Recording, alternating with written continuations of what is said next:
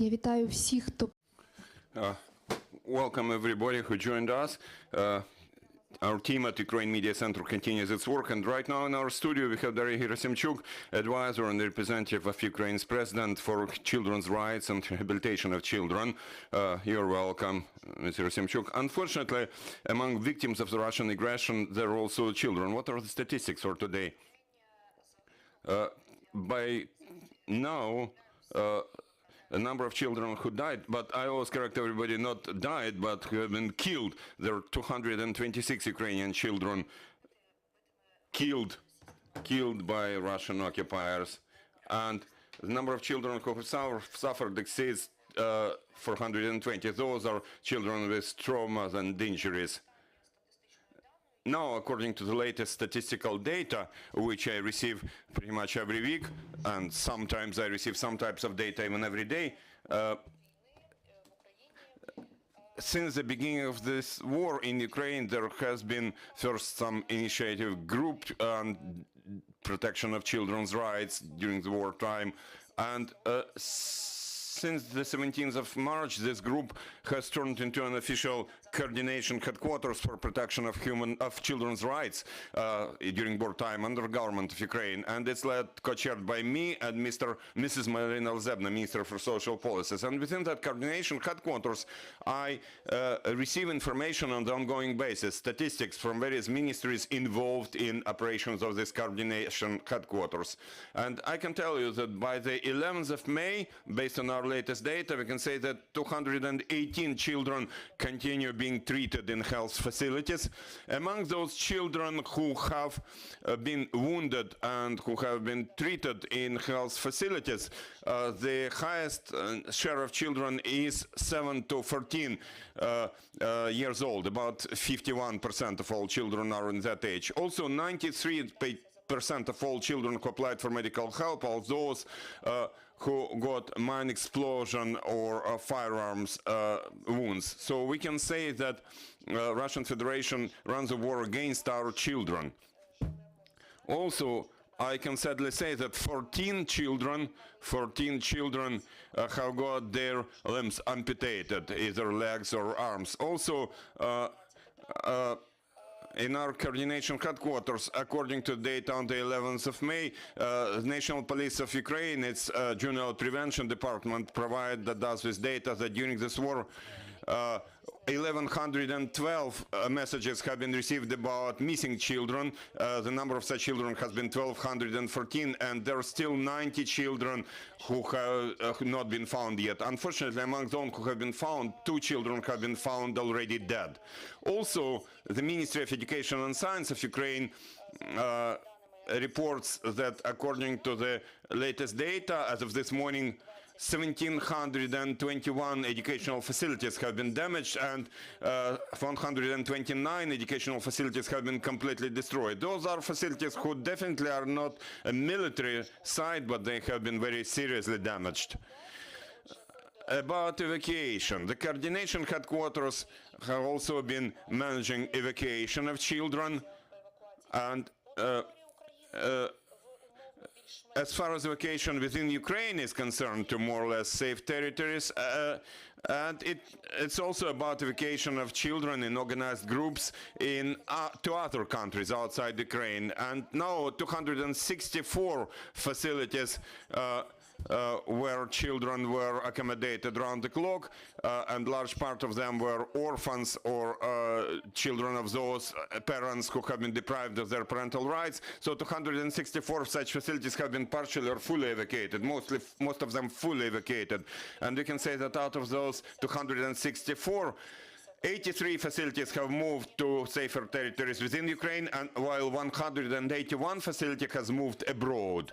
But these statistics keep changing. Unfortunately, all those numbers keep changing almost every day. Also about evacuation, numbers are changing because we continue evacuating people, and there are some more difficult cases where there are children with serious diseases, and it's a bit more difficult to organize the evacuation of such children. Also, I can tell you that among those countries who received the most of our children, of course, the highest number has been received by Poland, namely 47%, 14% in Germany, about 5% in Italy, and 6% in Austria, 4% in Turkey, and there are also other countries with smaller percentages. But of course, we really thank each and every country which receives our children and ensures proper accommodation conditions for them. Forceful deportation of our children to Russian Federation. What can we do about it? Let us say, what is that forceful bringing of children abroad, forceful deportation? When we hear that in Russian Federation they say that they evacuate children from dangerous areas, to so-called temporarily occupied territories, to so-called Donetsk or Luhansk People's Republic, or even to Russian Federation, if such child is evacuated, it should be brought back immediately. There should be all documents issued for such child, and that child should be brought back immediately. Since nobody is going to gather any documents and nobody is going to bring back those children, nobody among those who allegedly evacuate them, we cannot say that this is evacuation. We are talking about forceful transportation of children. If we are talking about temporarily occupied territories, DPR and LPR so-called, or forceful deportation to Russian Federation.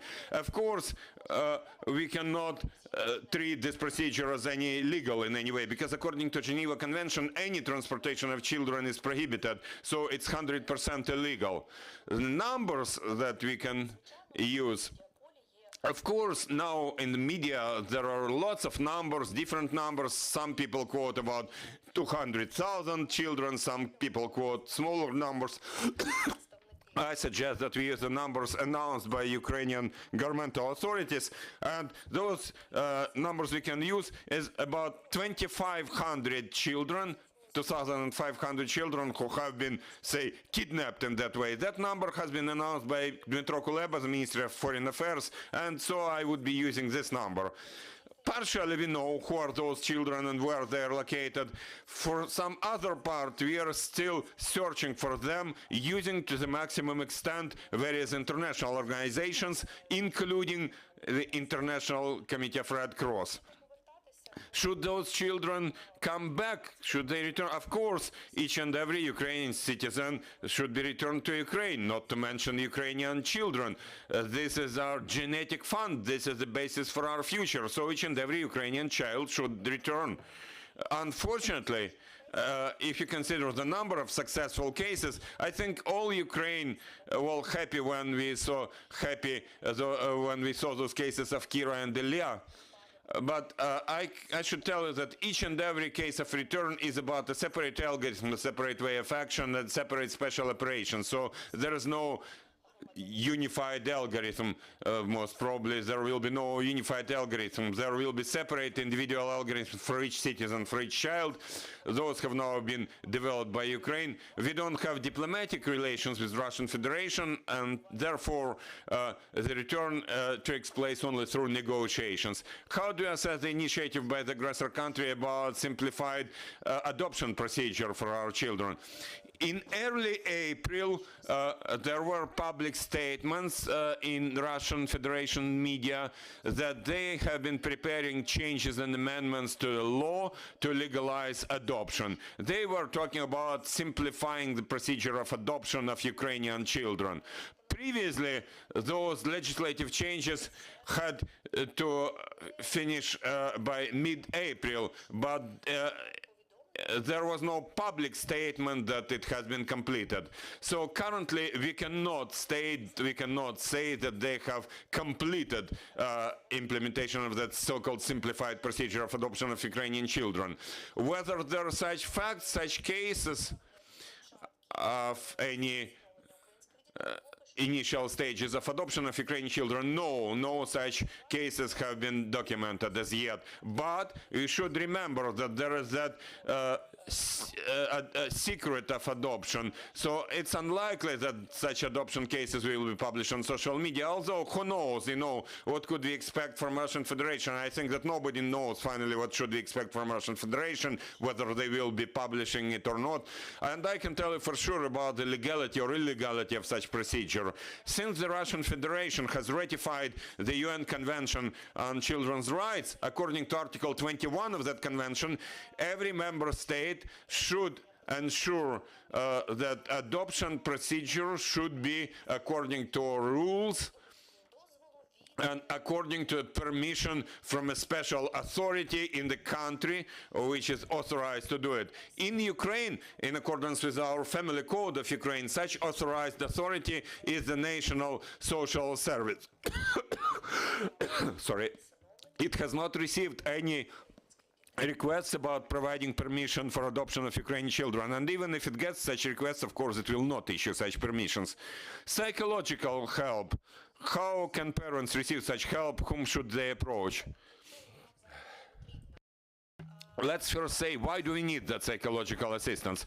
When I'm asked how many Ukrainian children have been traumatized, have received war-related trauma, I am saying that it's more than 7.5 million, the children's population of Ukraine. Absolutely each and every child of Ukraine who heard those alerts, who sees the reaction of their parents, the worries of their parents, each and every child who has been who has had to move either within Ukraine or abroad, each and every child who has lost a chance to go to school as usual, each and every child who has been waiting for their father or mother, or sometimes both father and mother, who have been defending Ukraine on the front lines. So absolutely every child has to receive psychological assistance, first of all.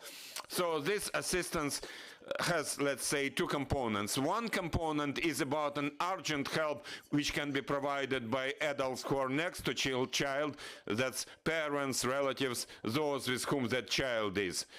So it's worth remembering for those adults, it's worth remembering that there is a child next to them. They should speak with the child about that war. It's not worth hiding from the child that we don't go outdoors, not because it's raining, but because there is shelling outdoors. You have to speak with the child, you have to give information to the child, but of course you should exercise the right approach to the extent to which the child can get and understand this situation, this information which we have in our media. And second component is, of course, about skilled psychological assistance, psychological care. Now a program, state program has been developed in Ukraine about psychological assistance, but until now this area has been covered by NGOs, by international organizations who provide a lot of assistance of all kinds, who have been supporting Ukraine, supporting its population, its people. And just recently I published a post on my official page on Facebook. I published a set of what is, in my view, top 5 recommendations whom to approach for psychological help. I can tell you that I personally, with my daughter, and my daughter is 13.5 years old, and my husband has been in the Ukrainian armed forces for more than 15 years, so my daughter also needed psychological support, psychological assistance, because she started getting panic attacks. I know about these things, I was ready to handle it, but we, with our family, we also approached for psychological help. I will not tell you whom we approached, but that was one of my top 5 recommended entities. So I recommend that online platform Расскажи Мені, Tell Me, chatbot, First Aid, Masha Fund by Maria Frasinina and Rivnavaga, Balanced Fund, Varto Жити, Worth Living, Ukrainian call center 5522, and Don't Panic Studio. It's about psychological support when you start getting panic attacks, when there are sleeping disorders, and now everybody is getting sleeping disorders. If you're losing confidence, if there are any other processes. And of course, I would like to tell everybody who has survived any form of violence, you see, now you should definitely come for psychological assistance, because, you know, the victim is never to be blamed for what happened to them. That's very important. Don't be worried. Don't be scared. You have to approach for assistance in order to bring your life into order, in order to get your balance back, because we will have a long time to rebuild our country, but we'll do it. Thank you, dear colleagues. You're welcome to ask your questions, if there are any questions. I'm Vitaly Golod from Ukrinform. Could you please tell us this?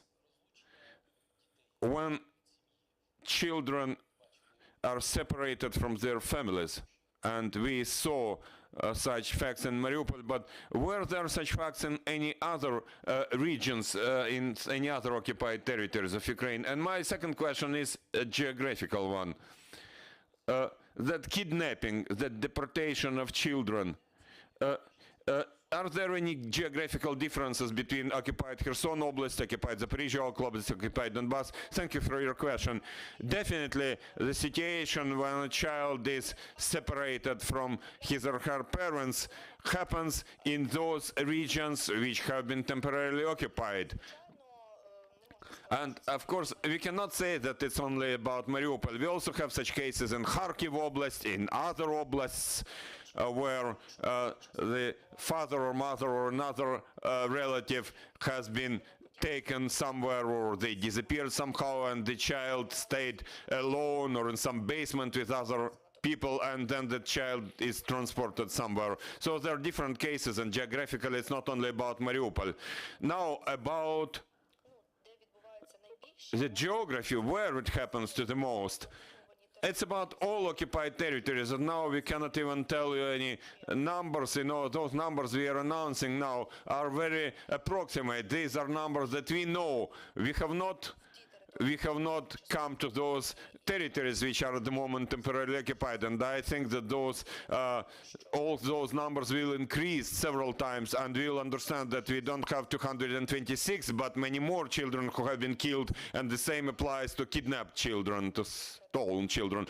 Also, I would like to add something about those children being kidnapped, being stolen. It's very important for all citizens of Ukraine. If you don't know where your child or your relative or your child is located, if you lost your child, first approach the national police, and only after that help national police with your own efforts, because very often people start spending weeks trying to find their child using relatives and so on, and only after that they apply to the national police, and then, you know, time is lost. Maybe at that time the child is still in Ukraine, and they plan to deport the child or something else. So it's worth to report to the national police first of all. Have I answered your question? Thank you. Thank you. Any more questions? You're welcome.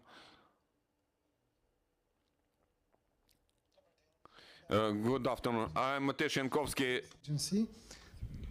I have a question about children who was forcefully deported to Russia, or better call kidnapped. Can you say something more about it?